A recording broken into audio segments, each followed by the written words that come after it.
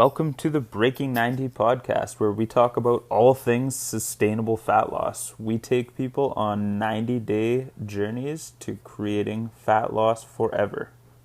Thanks for listening. I hope you enjoy the episode. Hey everyone, welcome back to the Breaking 90 podcast. I'm your host today, Jerrika with my lovely co-host, Kelly Sarlo, and we are the coaches of Breaking 90 Fitness. Hey Kelly, long time no talk, I guess. How have you been? Oh, not too bad. Yourself?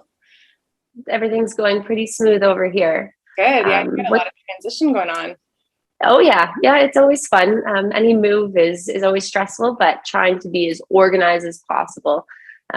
What's new in your world? Well, I have two potential stories today. I have a funny one and I have a win. So what do you want today?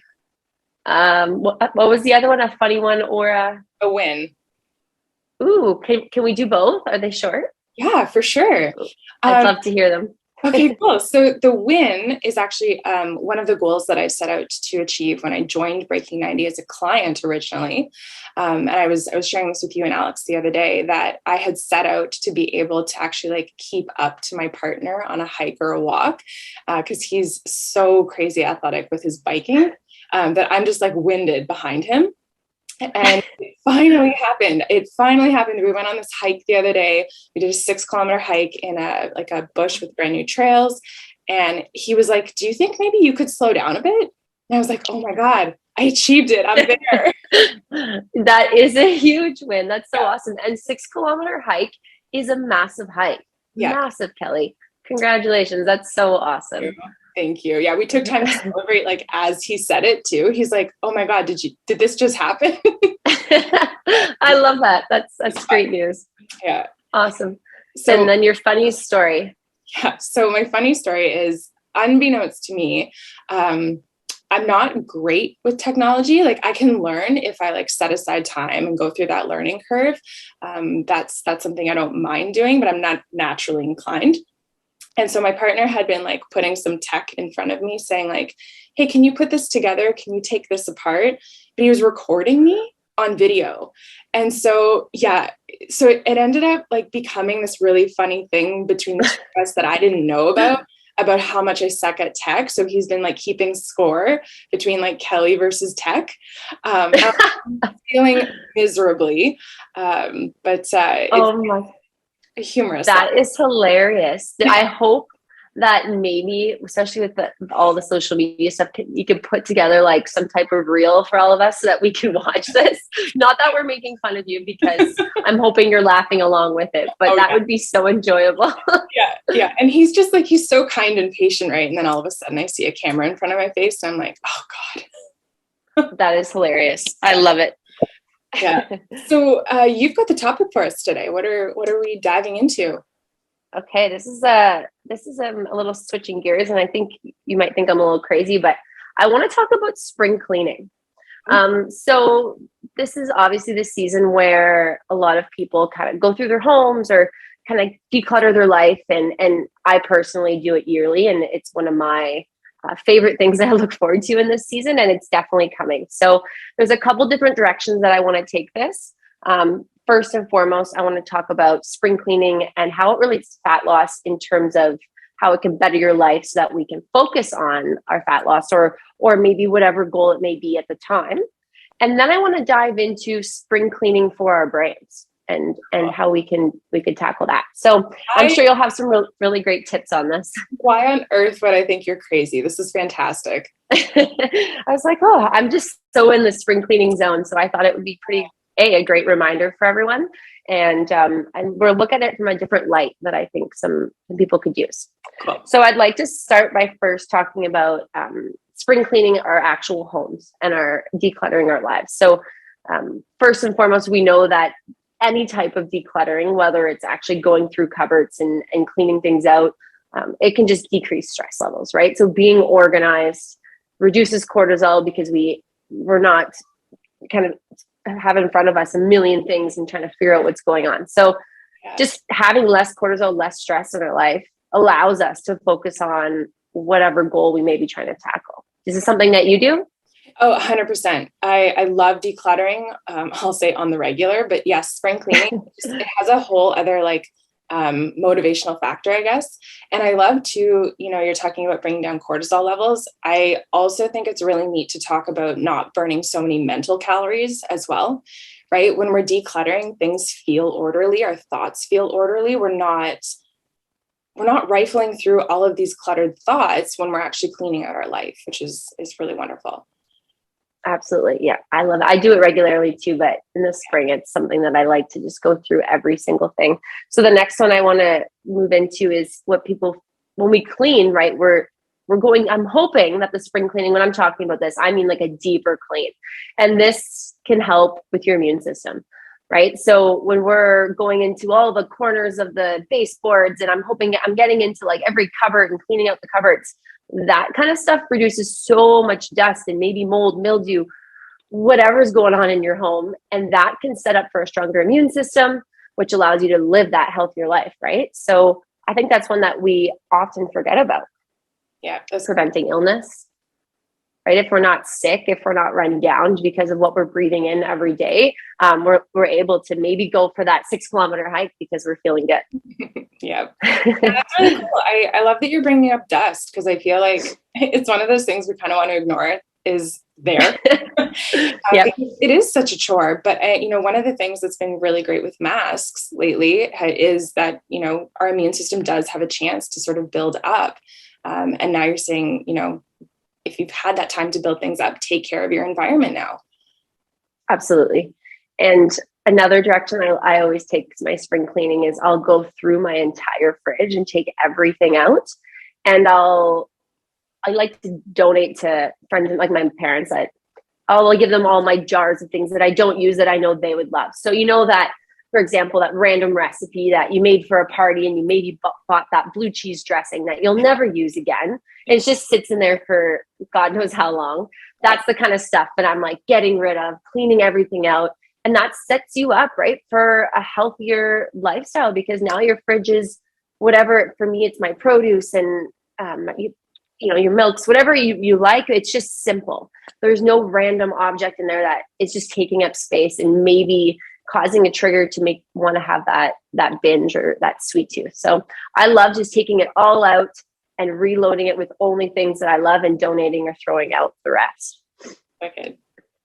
Yeah, that's one of my favorite things to do, actually. I love a clean fridge and an organized fridge. I need to hire you. My mom and we are like the Mary Kondo. Is that her name? Yeah. Yeah. That's how I like to kind of associate myself sometimes in that realm, because it feels so good. And just having organizers, and I love my label maker. I'm a little bit next level. Yeah. We're kindred spirits. This is great. So we know the benefits of decluttering our life, and we know how important it is to do that in our home. But I really want to dive into kind of decluttering and spring cleaning for the brain. Obviously, we are typically at a fat loss lifestyle exercise program, but this all associates when our brain is jumbled up and things are going, we're not able to focus on the task at hand. So the first kind of point that I want to talk about in terms of spring cleaning, kind of in quotations, for the brain would be mindfulness, right? Just kind of coming back to the basics when it comes to a busy season like this and there's stuff going on, and just being present with your thoughts and allowing thoughts to enter, acknowledging them, and then thoughts to go and move on. I know Alex and I, and maybe yourself on this podcast, we've talked about apps that we like to use. Some people use the Headspace app, and we're not affiliated with any of these apps that I'm listing. There's the Calm app. There's different ones that some people love to use for that mindfulness. But you can also just sit and take a few deep breaths, right? Doing that throughout the day can allow you to focus on whatever goal or whatever task a little bit more presently. What's your take on that? I'm glad you brought it up.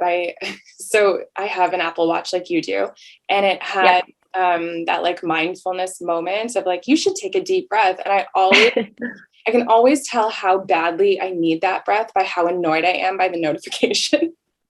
Because like I'll just be going along the day and it's like, hey, why don't you take a deep breath? And if I'm exasperated by this notification, I'm like, oh, I definitely need this. Versus if it pops up and I'm like, that's so nice, and I'm really willing to do it, I can actually then gauge like how much I need to refocus. Absolutely. I'm glad you brought that up because throughout the winter, it was a notification that I actually just kept ignoring. And it's a recent goal of mine that I was like, there's a reason that when I'm at rest and my heart rate spikes, that this is telling me something, right? At rest, our heart rate shouldn't be that high. So clearly something internally is going on that's spiking me.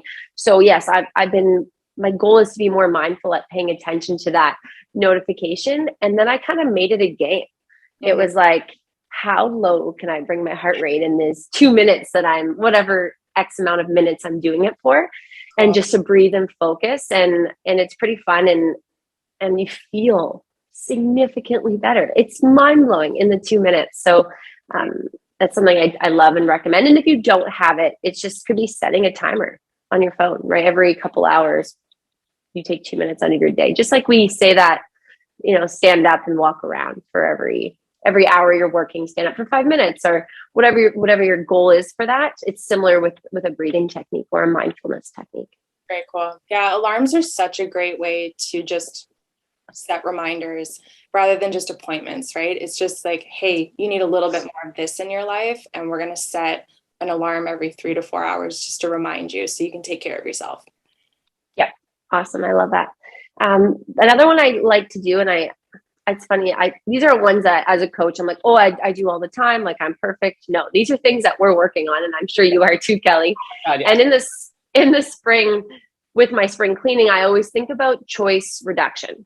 And I'll put this in terms of mainly my morning routine. So an example would be when I first wake up in the morning, my goals are to limit my stressful choices that need to be made. I try to make them more of a monotonous morning. I try to keep everything a little bit low stress. So, I wake up at the same time every day as best as I can. And I know that isn't doable for everyone, or I'll have this pretty much the same breakfast every single day.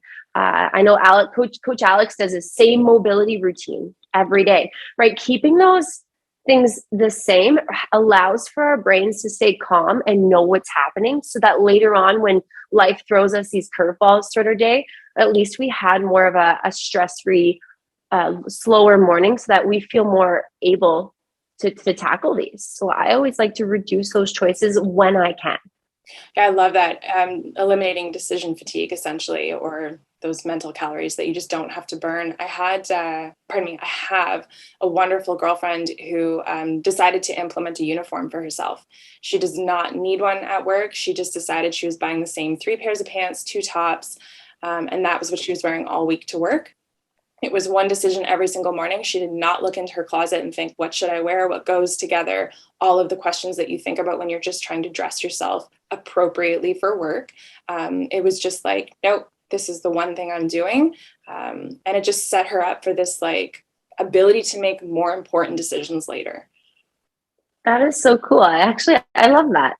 See, and everyone's going to have a different scenario and being able to make one of those choices less will be significantly better. Now, it makes me think of, right, when we prevent fatigue, like you said, that mindful fatigue, when we're preventing fatigue, I think about a scenario when your mental fatigue is so high, you're exhausted. Those are the times you're likely going to grab the foods or make the decisions that you don't typically want to make, right? Our willpower is at its lowest when we are the most fatigued. So being able to, like I said, make those choices a little bit more monotonous and a little bit more routine keeps our fatigue levels a little bit lower and our willpower significantly higher so that we can make those choices that coincide with our goals. Yeah. And can I add one to that as well? Definitely. I know that if I have too many options in my day for all of these different decisions, I can become far less productive because I've spent that mental energy elsewhere. And I'll catch myself on my lunch hour or when I would have taken an afternoon break to go out for a walk, which is good for my health in all aspects. And I'll think to myself, well, I haven't been as productive, so I should stay at the desk and work longer and get more done. And now I'm taking away this really good, healthy break from my body and mind. And I'm sacrificing more health because too many decisions were present today.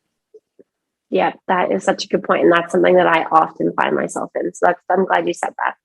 Cool. So another one I want to touch on for our spring cleaning for our minds would be visualization. Something that I like to do, and I know this was kind of a trend in the past few years, was kind of like a visualization board. You know what I'm talking about? Where people print out like pictures and make that board for their goals. But I like to definitely simplify it because I'm not a crafty person. So when I set a goal, or figuring out my why for the goal, like you've talked about in previous podcasts, I do like to either write it out pretty big and stick it somewhere that like usually my vitamin cabinet, because I get my vitamins every morning. I open that cupboard and boom, there is my why or my goal, right? To remind me every single day. That might be a picture. Right now, it is a picture for me. It's a picture of Antigua because that's where I'm going on vacation soon. So that's that is my why. This is what I'm working so hard for, to feel so good on my vacation. And I know Coach Alex is also kind of in the same boat on that one. So right now I'm looking at that picture every day. It's motivating me to make the best decisions. For some people, that's a full visualization board. And for some, it's just a picture or a word. And I think that's really important. Very Go ahead, Kelly. cool. I want to comment on that because vision boards, I'm like really strongly against, but not in the way that you're talking about. The way that you're wording it, it's like a reminder of why I'm doing something. It's a motivating factor. And I think that's really cool.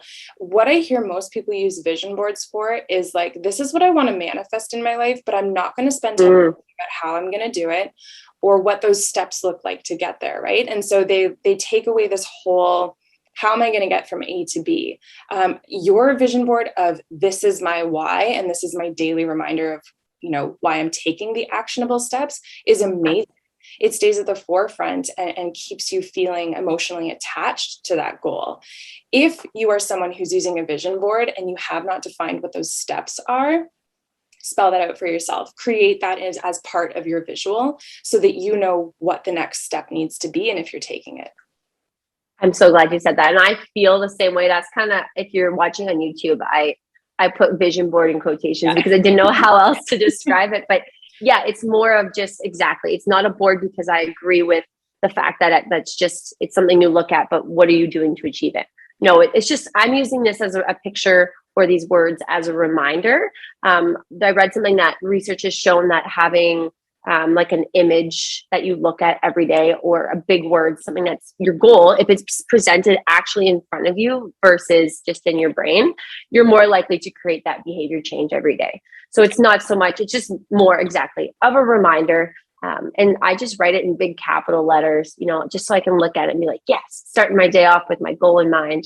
And so that's kind of how I keep my mind clear for the spring cleaning time of year. Is there anything that you would like to add that you think of when it comes to spring cleaning your brain or spring cleaning your life to keep things in line with your goals? Probably not anything new. I just, one of the topics that I had heard about, or the concepts that I heard about in the Productivity Project by Chris Bailey, was the concept of resetting the room. And you've talked about this already. So I'm like I said, I'm not saying anything new.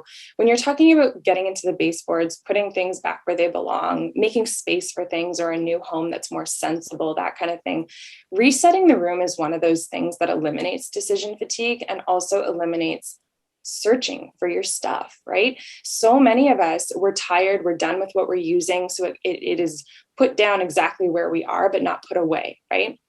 We don't reset the room. And so the next morning we're searching like, well, where did I put the dog collar? I took it off of him.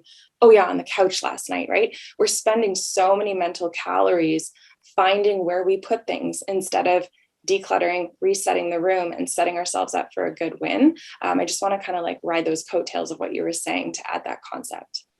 Absolutely. And not only the mental calories that you're spending, you're actually wasting time. And we know how precious time is, especially when we only have 15 minutes to do that little circuit or that quick walk around the block that we want. Now, 5 of those minutes is looking for the dog collar, maybe trying to find where you left your coat on which bed. So you're absolutely right. And I'm so glad that you brought that up because it can be such, time is so valuable and putting things back where they are and knowing where to go get them will save you so much time and you can achieve those goals. I think great point. Thank you. Energy in your relationship. So if you're someone who does not live alone, if you're living with a partner or a roommate, etc., like if you're not in the habit of resetting the room and you don't remember that you're the person who misplaced it or put it somewhere random, like you're playing the blame game. You're spending emotional energy thinking it's the other person's fault. And so we're taking all of our energy and putting it into this channel that is not healthy for how we want to be in our day, right? And we've already talked about how energy depletion makes us choose unhealthier foods or steers us away from the movement that we want to be achieving in our day. Absolutely. Awesome, Kelly. Those are the main things I want to talk about today. Are you going to be able to leave everyone with some type of tip today? Yes. So, awesome. A movement tip. Maybe this will make people laugh. I'm not too sure. I want to challenge people as this tip is coming out to do your best to not involve your arms when you are lowering yourself towards the ground or a seat or rising from the ground or a seat. And this is something to really challenge the core for your longevity, right? Because so many of us, as we sit down, we lead ourselves with our arms, right? We find the arms of the chair and then we kind of lower from there instead of engaging the core and keeping that strong over time. So one of the things that you can do, as I mentioned, is as you're sitting down, just lower yourself and engage that core, right? As you're standing up, don't brace with your arms. Lift yourself from that core space. The other thing, if you want to get really creative and silly, is I will literally dress myself from the floor in the morning. I will be on the floor putting my pants on and moving around, right? And getting into a bridge pose so that I'm engaging different muscles. It's fun, it's silly, it starts the day off in a really exciting and positive, funny kind of way. But again, it's focusing those muscles to engage and wake up. I love that. That's an awesome challenge. And it's something fun and new for everyone. Great tip. Might be a struggle at first, but I think it could be something that really does serve you well over time. And the first thing that comes to mind is, we want to be able to lower ourselves and get up from the toilet as we age. This is one of the most important things. So if you're training that core to always be able to do that action for you, you're setting yourself up to win. Awesome. All right, everyone. Thanks for listening to another podcast with myself and Coach Kelly.